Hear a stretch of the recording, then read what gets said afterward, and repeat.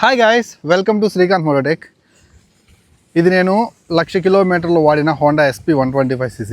So 1,00,000 కిలోమీటర్లు complete అయిపోయింది. Exactly 1,258 కిలోమీటర్లు మా తమ్ముడు నేను ఇద్దరం కలిసి వాడాం. అండ్ ఇప్పుడు కూడా స్టిల్ వాడుతున్నాను. ఇప్పుడు ఈ వెహికల్కి సంబంధించిన కంప్లీట్ ఈ 1,00,000 కిలోమీటర్ల ఓనర్షిప్ రివ్యూ అనుకోండి, నా ఎక్స్పీరియన్స్ అనుకోండి, చాలా విషయాలు మీతో నేను షేర్ చేసుకుంటాను. వీడియో ఎక్కడ స్కిప్ చేయకుండా లాస్ట్ వరకు చూడండి. ఎక్కడి నుంచి మొదలు పెట్టాలి? ఫస్ట్ మైలేజ్ గురించి మాట్లాడుకుందాం. ఈ బైక్ తీసుకున్న వెంటనే నేను బాగా ఇంప్రెస్ అయిన విషయం, 2020 జూన్ 1ని తీసుకున్నాను. లాక్డౌన్ సమయంలో ఒక చిన్న జాబ్ చేస్తున్నాను. ఆ టైంలో నన్ను పోషించే బైక్ కావాలని చూస్తూ ఉంటే నేను కాస్త యంగ్, అప్పుడు 20 ఇయర్స్, అంటే ఇప్పుడు యంగ్ అని కాదు, 25 ఇయర్స్ అప్పుడు నాకు. సో అప్పుడు ఈ బండి తీసుకున్నాను. ఈ బండి తీసుకొని ఒక స్పోర్టియర్ వెహికల్గా యూస్ చేసుకుంటూనే మైలేజ్ వచ్చే వెహికల్ చూస్తున్నప్పుడు ఇది నాకు కనిపించింది. ఆ టైంలో అప్పుడు నేను తీసుకున్నాను. అప్పుడు నాకు ఇది ఆల్మోస్ట్ 65 నుంచి 70 kmpl మైలేజ్ దాకా ఇచ్చింది. ఒక్కొక్కసారి 75 అలా కూడా వచ్చిందనమాట. హైవే మీద నేను మరీ 45 నుంచి 50 కిలోమీటర్లు అక్కడ నడుపుతున్నప్పుడు. ఏదేమన్నప్పటికీ కూడా ఒక లీటర్ కొట్టిస్తే, అప్పుడు నేను బండి తీసుకున్నప్పుడు 75 రూపాయలు అన్నమాట లీటరు. ఆ టైంలో 75 రూపాయలకి లీటర్ కొట్టిస్తే ఇది నన్ను చాలా ఇంప్రెస్ చేసింది మైలేజ్ వైజ్. కాకపోతే లీటర్ ప్రైజే పెరిగిందనమాట, 110 రూపాయలు. కానీ స్టిల్ ఇది మాత్రం మారలేదు. ఇంకా నాకు అదే 65 నుంచి 75 కిలోమీటర్ల మధ్యలో మైలేజ్ ఇస్తూ ఉందన్నమాట. నేను పెద్దగా స్పోర్టియర్గా నడపను, విపరీతంగా వెళ్ళను. దీని ఇంటెన్షన్ వచ్చేసరికి 55 to 60 వెళ్తే బాగా వస్తుంది అనమాట మైలేజ్. దీని ఇంటెన్షన్ కూడా, దీన్ని రెడీ చేసిన దానికి కారణం కూడా అదే. ఇది ఒక కమ్యూటర్, దాన్ని బట్టి నేనైతే నడుపుతూ వచ్చాను. అండ్ ఇప్పుడు 2026 రాబోతుంది. ఆల్మోస్ట్ 6వ సంవత్సరంలో కూడా అడుగు పెట్టేశాను నేను ఈ బండితోటి. ఇప్పటికీ ఇలాంటి మైలేజ్ ఆఫర్ చేస్తూ ఉంది. మంచి మైలేజ్ అయితే వస్తుంది అనమాట. నన్ను ఇంప్రెస్ చేసింది మైలేజ్ విషయంలో. ఇంకా ఈ బైక్ నేను ఆ టైంలో 94,000 రూపాయలకి కొన్నాను. ఇది డ్రమ్ వేరియంట్ అనమాట. 94,000 రూపాయల ప్రైస్ సెగ్మెంట్లో అప్పట్లో నాకు చాలా బెస్ట్ అనిపించింది. ఇప్పుడైతే 1,09,000 ఉందనుకుంటా, 1,09,000, 1,07,000 అనుకుంటా. Drum variant. టాప్ ఎండ్ అయితే దీంట్లో ఆల్మోస్ట్ 1,16,000 దాకా ఉన్నట్టుంది. సో ఈ బండి ఆ ప్రైస్ సెగ్మెంట్లో నాకు చాలా బెటర్ అనిపించింది ఆ పర్టికులర్ టైంలో. సో ఇప్పుడు కూడా పెద్దగా జిఎస్టీ డ్రాప్ అవడం వల్ల మంచి ప్రైస్లోనే ఉంది, హ్యాపీగా కొనుక్కోవచ్చు. ఇంకా ఈ వెహికల్కి సంబంధించి నన్ను బాగా ఇంప్రెస్ చేసిన మరో విషయం సీటు. ఈ సీట్ కంఫర్ట్ అయితే ఎంత చెప్పుకున్నా తక్కువే. ఇప్పుడు నాకు 2 కిడ్స్ ఉన్నారు. నేను, నా వైఫ్, కిడ్స్ అందరం కలిసి హ్యాపీగా వెళ్తాం, మళ్ళీ తిరిగి వస్తాం. కన్వీనియంట్గా ఉంటుంది. వాళ్ళు చిన్నపిల్లలు అనుకోండి, అఫ్కోర్స్ 1 ఇయర్, 1.5 ఇయర్స్ ఒకళ్ళు, 3 ఇయర్స్ ఒకళ్ళు. సో మా ఫ్యామిలీకి అయితే యాప్ట్గా సూట్ అయింది. అప్పుడప్పుడు మా అమ్మతోటి అండ్ మా తమ్ముడు, నేను, మా అమ్మ ఇలా వెళ్తుంటాం. చాలా అంటే చాలా కంఫర్ట్ ఉంది. స్టిల్ ఇప్పటికి కూడా నేను ఆ comfort wise, seat comfort wise నేను ఎక్కడ డిసప్పాయింట్ అయితే అవ్వలేదు. చాలా మంచి సీట్ కంఫర్ట్ ఆఫర్ చేస్తుంది అనమాట. నెక్స్ట్ ఈ బైక్లో ఇప్పటికీ 1,00,000 కిలోమీటర్ల తర్వాత కూడా నేను ఇంకా ఇంప్రెస్ అయిన విషయం, నాకు ఇంకా నచ్చే విషయం దీని యొక్క ఇంజన్ అయితే స్టిల్ ఇప్పటికీ నేను హైవే మీద వెళ్తున్నప్పుడు చాలా స్మూత్ ఇంజన్ పర్ఫార్మెన్స్ అయితే ఎక్స్పీరియన్స్ చేస్తున్నాను. ఇంకా దీని మీద ఇష్టం పోలేదు ఇంజన్ వైజ్ చూసుకున్నట్లయితే.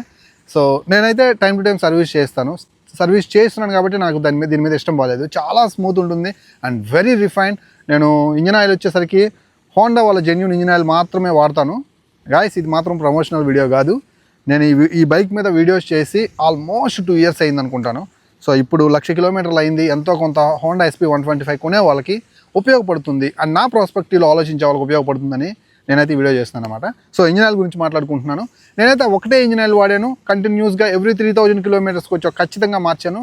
సో అప్పుడప్పుడు మిస్ అయింది, 5,000 దాకా తిరిగాను. ఎప్పుడన్నా అయితే మాత్రం యాక్సిడెంటల్గా ఇబ్బంది అయితే లేదు. ఫైనల్ అయితే మాత్రం నాకు చాలా మంచి ఇంజిన్ అయితే మాత్రం దాని అవుట్పుట్ అయితే స్టిల్ ఇప్పటికీ కనిపిస్తుంది. చాలా smooth and refine and mileage కూడా ఎక్కడ తగ్గదన్నమాట. సో ఇన్స్టెంట్ పికప్ బాగానే ఉంది. కొన్నప్పుడు ఎలాంటి ఫీల్ ఉందో ఆ పర్ఫార్మెన్స్ వైజ్ స్టిల్ ఇప్పటికీ అలాంటి పర్ఫార్మెన్స్ అయితే నేను చూస్తున్నాను అనమాట ఆఫ్టర్ 1,00,000 కిలోమీటర్స్ తర్వాత కూడా. నెక్స్ట్ ఈ వెహికల్లో నన్ను ఇంప్రెస్ చేసిన మరొక విషయం దీని యొక్క మెయింటెనెన్స్. చాలా లో మెయింటెనెన్స్, బడ్జెట్ ఫ్రెండ్లీ అయితే ఉంటుందన్నమాట. పెట్రోల్ పోయించుకొని చైన్ పాకెట్లు ఎప్పుడో 30,000 కరిగిపోయినాయి. బ్రేక్ షూస్ కూడా అంతే, 25,000, 30,000 దాకా తిరిగాను అనమాట. అప్పుడు మార్చాను బ్రేక్ షూస్, అది ఫస్ట్ టైం చెప్తున్నాను. సో అంత లో మెయింటెనెన్స్. ఆ రోజు నేను 16,000 రూపాయలు శాలరీకి చేసేటప్పుడు లో మెయింటెనెన్స్లో ఒక బైక్ కావాలి, స్పోర్టియర్గా ఉండాలి అండ్ మైలేజ్ రావాలని చూస్తూ కొన్నాను. ఏ అయితే నా మెయిన్ కాన్సెప్ట్ ఉందో అవన్నీ సాటిస్ఫై అయ్యాయి అన్నమాట ఈ యొక్క బండితోటి. లో మెయింటెనెన్స్ వెహికల్, అసలు పెద్దగా మెయింటెనెన్స్ అయితే తీసుకోదు. ఇంకా కొన్ని విషయాలు యావరేజ్గా అనిపించాయి, అయ్యి అంత టూ మచ్ బ్యాడ్ లేవు, అందుకని చెప్పుకోదగ్గంతా కూడా లేవన్నమాట. అదే రోడ్ గ్రిప్, అలాగే బ్రేకింగ్. సో ఇవన్నీ కూడా చాలా యావరేజ్గా అనిపించాయి. అండ్ అలాగే ఫీచర్స్ ఇవన్నీ కూడా ఈ టైంలో అయితే యావరేజ్, ఆ టైంలో అయితే ఓకే పర్లేదు. ఆ టైంలో అవి చూసాను, నేను తీసుకున్నాను. Digital console first time introduce చేశారు.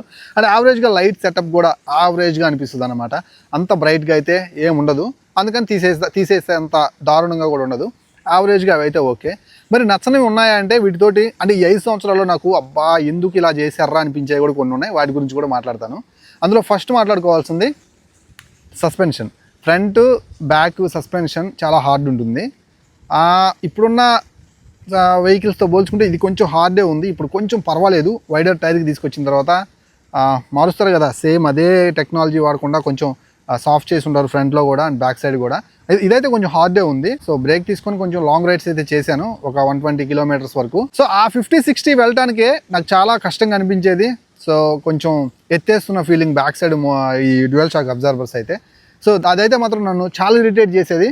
కానీ అన్నీ బెటర్ ఉన్నప్పుడు, నాకు అంత సపోర్టెడ్గా ఉన్నప్పుడు బండి, దాన్ని నేను భరించాను అన్నమాట. ఈ వీడియో యొక్క మెయిన్ ఉద్దేశం ఏంటంటే, నేను 1,00,000 కిలోమీటర్లు తిరిగాను. నాలాంటి ఇంటెన్షన్ తోటి మీ యొక్క లైఫ్కి సపోర్టెడ్గా ఉండేటువంటి అండ్ మీరు ఎంగేజ్లో ఉండి మీరు ఇప్పుడు మీ ఫ్యామిలీ తోటి అండ్ మీ యొక్క వర్క్ తోటి అండ్ మీ యొక్క ఫీలింగ్స్ తోటి అండ్ మీకు ఒక స్పోర్టియర్ వెహికల్ కూడా కావాలి కాబట్టి మీరు ఇలాంటి ఒక మైండ్ సెట్తో ఉండి ఒక మంచి మిమ్మల్ని బతికించే బండి చూస్తున్నట్లయితే హ్యాపీగా డిస్క్ కూడా వద్దు, డ్రమ్ వెహికల్ అయితే తీసేసుకోండి. డిస్క్కి కూడా కొంచెం మెయింటెనెన్స్ పడుతుంది, దీనికి అది కూడా ఉండదన్నమాట. ఆ బ్రేక్ షూస్ అరిగిపోయినప్పుడు మార్చుకుంటాం. ఓవరాల్గా అయితే మాత్రం ఈ వెహికల్ తోటి చిన్న చిన్న లాంగ్ రైడ్స్ 150-120 కిలోమీటర్స్ వరకు, అంటే గుంటూరు, నెల్లూరు ఇలాంటి ఏరియాస్ కూడా అప్పుడప్పుడు వెళ్ళినప్పుడు ఖచ్చితంగా 60 కిలోమీటర్కి వచ్చి ఒకసారి ఒక బ్రేక్ తీసుకున్నాను. అంత దూరాలకైతే నన్ను ఎక్కడ కూడా ఇబ్బంది పెట్టలేదు. అండ్ మరొక విషయం, మీరు చూస్తున్నారా, ఇది మా ఊరే. ఇక్కడ చుట్టుపక్కల మొత్తం వరి, మాకు కూడా ఒక 2 ఎకరాల పొలం ఉంది. చేలుకి వేసుకోవడం కోసం ఫెర్టిలైజర్స్, ఆ మూటలన్నీ ముందు వెనక పెట్టుకొని నేను నా తమ్ముడు కలిసి కూర్చొని మా పొలం దాకా తీసుకెళ్ళటం, అన్ఈవెన్ రోడ్స్లో తిరగటం, కొంచెం హార్డ్గానే యూజ్ చేస్తాం. అలాగే రైస్ బ్యాగ్స్ తెచ్చుకోవటం, వాటర్ క్యానులు తెచ్చుకోవటం, ఇలా నా డే టు డే లైఫ్లో కూడా చాలా గట్టిగానే యూజ్ చేశాను. బట్ స్టిల్ ఇప్పటికీ కూడా నన్ను ఎలాంటి ఇబ్బంది పెట్టలేదు, ఏ స్పేర్స్ మార్చలేదు అండ్ ఎక్కడా కూడా మెయింటెనెన్స్ పరంగా కూడా ఇబ్బంది పెట్టలేదు అన్నమాట. ఈ డోమ్స్ కూడా స్టిల్ బాగానే ఉన్నాయి. సో చాలా ఒక 2-3 సార్లు పడిపోయాం కూడా, మామూలుగా 40 స్పీడ్లో స్కిడ్ అయ్యి, అయినా కానీ ఎక్కడా కూడా మార్చాల్సిన పరిస్థితి, ఏ ఒక్క స్పేర్ని మార్చాల్సిన పరిస్థితి అయితే రాలేదు. ఫైనల్గా ఎవరికైనా సరే ఈ వీడియో హెల్ప్ఫుల్గా ఉంటుందన్న ఉద్దేశంతో నేను ఈ వీడియో చేస్తున్నాను, కానీ ఎలాంటి ప్రమోషన్ కాదు. ఇది నా సొంత బైక్. 1,00,000 కిలోమీటర్లు దాటిన తర్వాత ఒక వీడియో చేద్దాం అనుకుంటున్నాను, దట్స్ వై చేశాను. ఇప్పుడు మైలేజ్ టెస్ట్ కూడా చేద్దాం అనుకుంటున్నాను నెక్స్ట్. దీనిలో పెట్రోల్ అంతా అయిపోయిన రోజు ఎప్పుడూ లేదు, కొట్టైనా సరే మీకోసం నేను మైలేజ్ టెస్ట్ చేస్తాను. ఆ మైలేజ్ టెస్ట్ని ఎవ్వరూ మిస్ కాకుండా చూడాలంటే ఖచ్చితంగా మన ఛానల్ సబ్స్క్రైబ్ చేసుకుని ఇలాంటి మంచి జెన్యూన్ కంటెంట్ కోసం అండ్ వీడియోని లైక్ చేయండి. కింద హైప్ బటన్ ఉంటుంది, ప్లీజ్ హైప్ చేయండి. ఇది చాలా మందికి ఉపయోగపడే వీడియో అన్నమాట. సో మిడిల్ క్లాస్ పర్సన్స్ ఎవరైతే కొంచెం బడ్జెట్లో బండి అండ్ లో మెయింటెనెన్స్ మంచి మైలేజ్ ఫ్యామిలీ కోసం చూసే వాళ్ళకి ఉపయోగపడుతుంది కాబట్టి ప్లీజ్ హైప్ చేయండి. మరొక మంచి వీడియోతోటి మళ్ళీ కలుస్తాను. అంతవరకు సెలవు. నేను మీ Srikanth, signing off. Bye by.